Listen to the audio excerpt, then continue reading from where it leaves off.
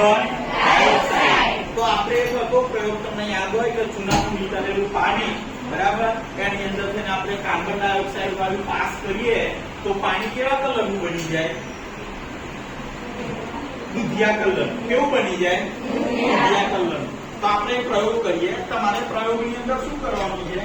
તમને ટેસ્ટ ટ્યુબની અંદર ચૂનાનું નીતારેલું પાણી આપવામાં આવશે બરાબર અને બીજી એક સ્ટ્રો પાઇપ આપવામાં આવશે. શું આપવામાં આવશે?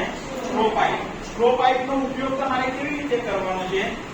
આ જે ભાગ છે બરાબર એને ખેંચી અને એક બાજુ શું કરવાનું છે? વાળી દેવાનું છે. કોઈ બી એક વ્યક્તિએ ટેસ્ટ ટ્યુબની અંદર તમને ચૂનાનું નીતારેલું પાણી આપેલું હોય એની અંદરથી ધીમે ધીમે ફૂંક મારવાની છે. સમજણ પડી ગઈ? ટેસ્ટ ટ્યુબની અંદર તો એ જે ચૂનાનું નીતારેલું પાણી છે એની અંદરથી કાર્બન ડાયોક્સાઇડ વાયુ જે છે બરાબર આપણે ઉચ્છવાસ સ્વરૂપે જે બહાર કાઢીએ છીએ એની અંદરથી શું થશે? પાસ થશે. અને તમારે અવલોકન કરવાનું કે અવલોકન પહેલા ચૂનાના નીતરેલા પાણીનો કલર કેવો છે બરાબર અને પ્રયોગ કર્યા પછી એ પાણીનો કલર કેવો છે. આ બે વસ્તુ તમારે અવલોકન કરવાની. બીજું કે એની અંદર તમને શું જોવા મળે? ક્લિયર? સમજણ પડી ગઈ બધા? શું કરવાનું છે તે? ચાલો બધા આપી દીધું.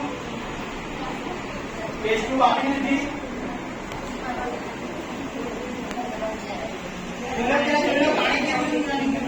પહેલા અવલોકન કરવાનું હોય ચૂનાનું પાણી એની અંદર કશું તમને જોવા મળે છે?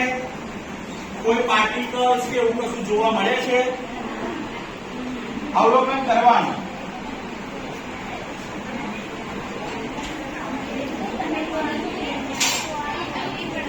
ચાલો અને ફૂંક ધીમે ધીમે મારવાની. ફૂંક કેવું કરવાનું?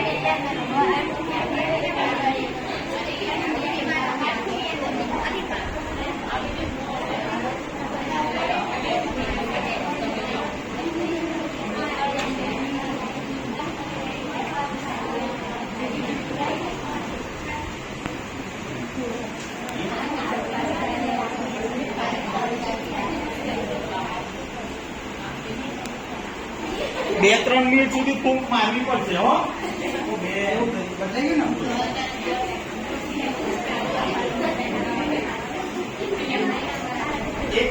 એક મિનિટ